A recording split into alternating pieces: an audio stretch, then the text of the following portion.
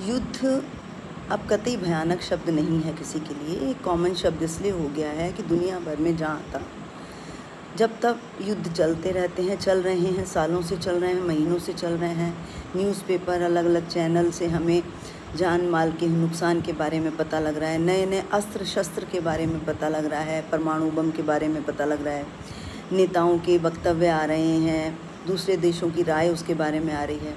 कई बार लोगों के मन में ये सोच के संतोष होता है उन देशों के लोगों में जहाँ युद्ध नहीं हो रहा कि भगवान का लाख लाख शुक्र है या ऊपर वाले का शुक्र है कि हम वहाँ पे नहीं रहते, हम बचे हुए हैं, हमारा परिवार सुरक्षित है, हमारी रोजी रोटी सुरक्षित है। लेकिन क्या एक देश का युद्ध पूरी दुनिया पे असर नहीं डालता?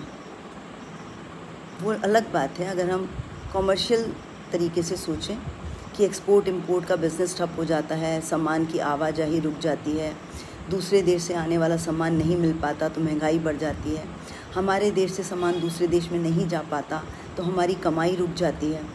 ये सब ठीक है, हम पढ़ते हैं। फिर हम भावनात्मक तरीके से सोचें तो ये भी पढ़ते हैं कि कितनी माँओं ने अपने लाल खो दिए, कितनी औरतें बेवा हो गईं, कितने बच्चे अनाथ हो गए। मैं यहाँ पे एक दूसरी चीज़ सोचती हूँ। मैं ऐसा नहीं कह रही कि मैं ही सोचती हूँ, आप में से बहुत सारे लोग सोचते होंगे। मैं उन बच्चों के बारे में सोचती हूँ जिनको हम हमेशा देश का भविष्य कहते हैं, किसी भी देश का भविष्य, आने वाले कल के हमारे उत्तराधिकारी। वो बच्चे, वैसे तो हज़ारों हजार बच्चे मर गए, लेकिन ज़रूरी नहीं है कि जिनके माँ बाप मरे हैं वो अपने माँ बाप के साथ मरे हों। अनाथ हो गए, कई महीनों से, सालों से स्कूल नहीं जा पा रहे, पढ़ नहीं पा रहे, भूखे पेट हैं, बीमार भी होंगे, किसी तरह ज़िंदगी खींच रहे होंगे।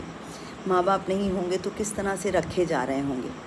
हो सकता है 2 वक्त की रोटी किसी तरह उन्हें दे दी जाती है, पर जो भी आश्रय, प्यार, लगाव, ममता, जो कुछ भी मिलना चाहिए किसी भी एक इंसान को किसी भी एक उम्र में, वो सबसे वंचित हो जाता है। बच्चों की बात इसलिए कर रही हूँ क्योंकि वो उत्तराधिकारी हैं।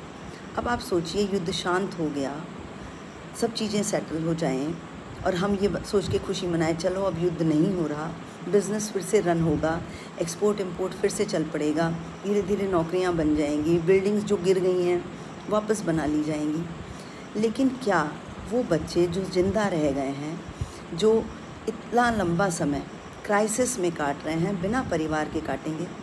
आपको लगता है कि एक नागरिक के तौर पर वो पूरी दुनिया के लिए एक चेतावनी नहीं होंगे? उनकी भावनाएं ख़त्म नहीं हो जाएंगी?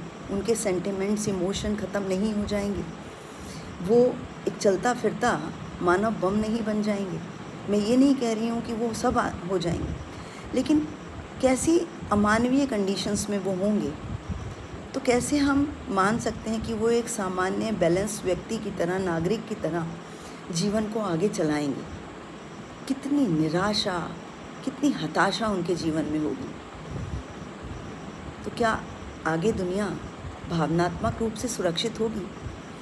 वो लोग, वो नायक, वो लीडर जो कोई भी कारण से युद्ध कराते हैं जिसमें सारी क्षति की भरपाई हो सकती है, लेकिन जिस क्षति की मैं बात कर रही हूँ वो मुझे नहीं लगता कि कभी भी पूर्ण हो सकती है, और मुझे नहीं लगता कि वो एक सामान्य नागरिक की तरह हमारे जीवन चक्र में या दुनिया के सभी कामों में उतनी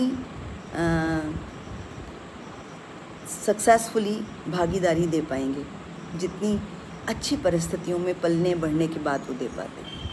सोचिएगा।